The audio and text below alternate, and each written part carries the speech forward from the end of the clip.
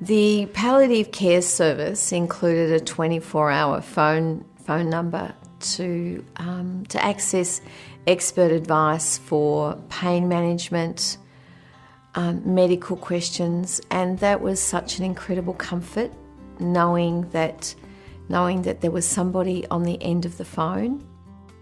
The telephone contact they give you is excellent, because if you're frightened, something happens which has never happened before, you think, gosh, what am I going to do next? And quick ring palliative care, you've got an answer straight away. The offer of overnight assistance was there, as in a physical body coming to assist rather than at the end of a phone line. They instantly offered review of medication. The other thing that they did was that they negotiated with the specialist and the GP, which I found very helpful. Ray was starting to have concerns with mobility, and so it was important for an occupational therapist to come and see if there were any devices that could be introduced that could assist Ray to stay here. They organised a wheelchair, they organised oxygen to be sent to the house, as well as an accumulator as well, so she had continuous oxygen supply.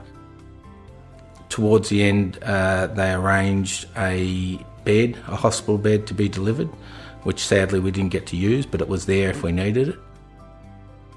He was very, very resistant to getting into the bed. The bed came along, and it was essential because my back was going. He resisted because he felt that every time he gave into something like that, it just took him one step closer to dying. He sat on it for an hour, and I thought I was going to have to give up. I was going to have to relinquish the care.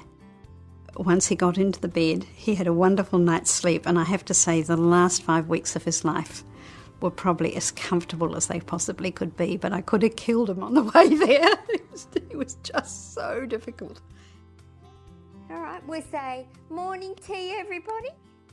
The confidence that I got from the information that the nurse was able to impart to us gave me added strength, because if you're left alone and nerves about things, like the first day he came home, I was very nervous about things. Will I give him the right tablet? Will I not? Palliative care step in and just work out one thing at a time and put you back into perspective. All the emotional support was great, but they did also offer us financial advice. They also told us about getting help from the local council in providing respite care for Dave. Somebody would come and take him out for 3 hours every week to give me a break, and also somebody came in to do some housework a couple of times a week. So I would also suggest going to your local council. You may be very surprised. As well as the medical side, it's the practical side.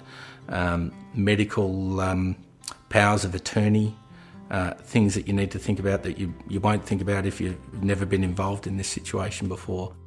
They are offered services with equipment and respite with a visiting volunteer, which was wonderful and was so successful. Our volunteer was an extremely nice woman, and it was love at first sight. But with John, he just absolutely loved her. But Dave actually received several aspects of palliative care for about 18 months. Started off with the daycare centre, and then the music therapy and the counsellors.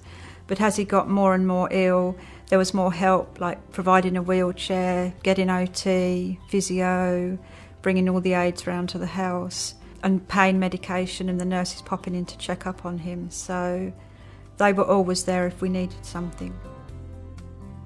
Just knowing that Judy was there, and that it was a relationship that was built. And so it became stronger as time went by. And again, it was a very trusting relationship. Ray had enormous trust in her. John was a man of great habit and great routine. And changing that routine was extremely difficult. But you know, as you become sicker, then there's no options. You must change. And I found that the palliative care girls were very helpful in helping me implement the change.